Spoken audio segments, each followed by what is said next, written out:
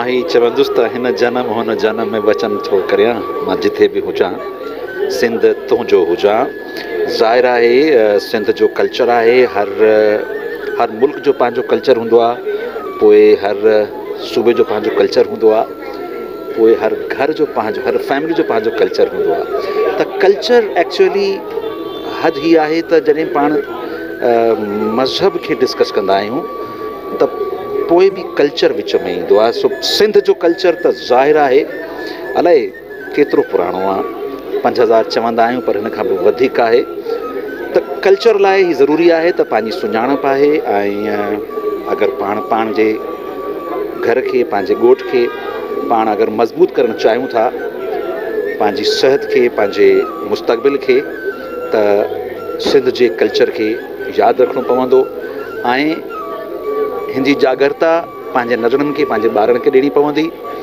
ऐं पोइ जीअं त अॼु असां जेके कल्चर सां प्यारु कंदा आहियूं, अॻिते वञूं पिया, ॾिसूं पिया पाण खे सॼी सिंध ते, पाकिस्तान ते, दुनिया ते अल्हम्दुलिल्लाह सिंध कल्चर हुकूमत करे थो। पाण जॾहिं वेंदा आहियूं ॿियनि मुल्कनि में त हू हैरान थींदा आहिनि, ख़ुशि थींदा आहिनि ऐं असांजो कल्चर एडॉप्ट कंदा आहिनि।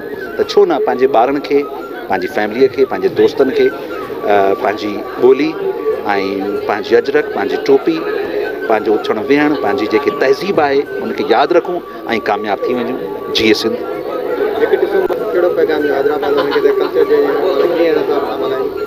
मां पैगाम ॾियणु चाहियां थो त सिंध जे कल्चर खे 1 दिसंबर ते ख़ासि तौर ते यादि रखनि। हिकिड़ो ई त ॾींहुं हूंदो आहे, पोइ हुन ॾींहं जो असरु सॼो साल ऐं सॼी ज़िंदगी पवंदो आहे, सॼी नसलुनि ते पवंदो आहे।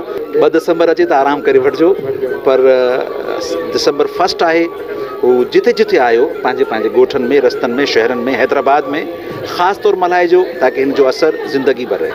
सोच टीवी ज़ाहिर आहे एक्चुअली ही नओं दौरु आहे, ही आहे सोशल मीडिया जो दौरु।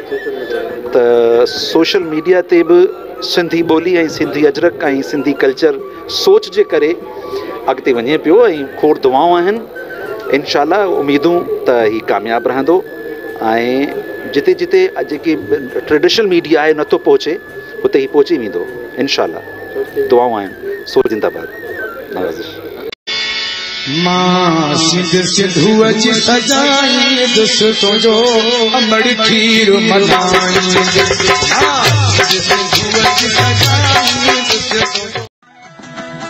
सब्सक्राइब कयो हमारे पंहिंजो चैनल सोच टीवी के ऐं बेल आइकन के दबाएं कदें भी न विसारींदा।